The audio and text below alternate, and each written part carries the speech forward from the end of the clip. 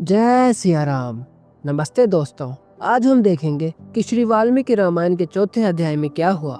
तो चलिए शुरू करते हैं। महर्षि संत कुमार ने नारद मुनि से प्रश्न किया, हे महामुनि, चैत्र मास कौन सा होता है? मैंने सुना है कि इन महीनों में रामायण सुनने से अनगिनत पुण्य मिलते हैं। नारद मुनि मुस्कुराते हुए बोले, हे संत कुमार, चैत्र मास हमारे सनातन धर्म का पहला महीना होता है जो वसंत ऋतु से शुरू होता है। आओ एक कथा के माध्यम से मैं तुम्हें इसका महत्व समझाता हूँ। सतयुग के समय में एक शिकारी जिसका नाम कलक था, दिन रात केवल बुरे काम और पाप करता रहता। पराई स्त्रियों का अपहरण और ब्राह्मणों व गायों की हत्या करना उसके लिए आम बात थी। एक दिन वह शिकारी सोवीर नगर जा पहुंचा। यह नगर इतना सुंदर था कि मानो सामने स्वर्ग लोक हो।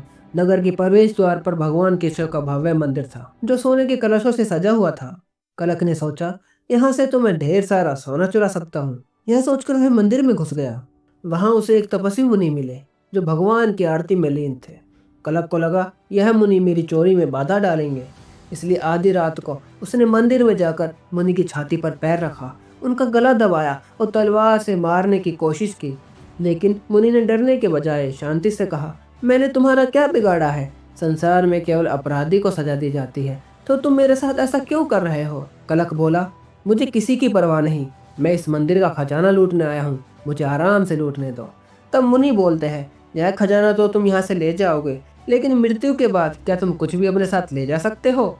ये सब मोह माया है, हम सभी इंसानों का लालच, ये कभी खत्म नहीं होता। लेकिन हाँ, मैं तुम्हारे किए हुए सभी पाप खत्म कर सकता हूँ। अगर तुम अपने पापों का प्रायश्चित करना चाहते हो तो मुझे अवश्य बताओ। ये सब सुनकर कलक को अपने सभी पापों की याद आ गई। उसने मुनि से बोला, हे मुनि, मैंने इस दुनिया के सभी पाप किए हैं, क्या मुझे श्री हरि इन सभी पापों से मुक्ति देंगे और मुझे उसके लिए क्या करना पड़ेगा? मुनि ने समझाया, हे कलक, चैत्र के महीनों के शुक्ल पक्ष में रामायण कथा को भक्ति भाव से सुनो, इससे तुम्हारे सारे पाप नष्ट हो जाएंगे। कलक ने मुनि की आज्ञा मानी। जैसे ही चैत्र के महीने आए, उसने श्रद्धा से रामायण सुनना शुरू कर दिया और 9वीं कथा पूरी होते ही उसके सभी पाप नष्ट हो गए। अब कलक मुनि के चरणों में लेट गया और कहा, आपके दर्शन और रामायण की महिमा से मेरे सारे पाप मिट गए। आप खुद मेरे लिए श्री हरि का रूप हो। ये कहानी सुनाकर नारद मुनि ने संत कुमार से कहा, हे महर्षि, अब तुम समझ गए ना, चैत्र मास में रामायण सुनने से क्या लाभ होते हैं? सिर्फ इतना ही नहीं, रामायण हमें सिखाती है धर्म का पालन कैसे करना है, सत्य और प्रेम का क्या महत्व है, और सबसे बड़ी बात, जीवन के दुखों से मुक्ति कैसे पाई जा सकती है। तो दोस्तों, यही था श्री वाल्मीकि रामायण का चौथा अध्याय।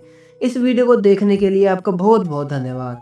अगर आपको हमारा तरीका अच्छा लगा हो तो वीडियो को लाइक और शेयर जरूर करना। मिलते हैं अगली कथा में। जय सिया राम।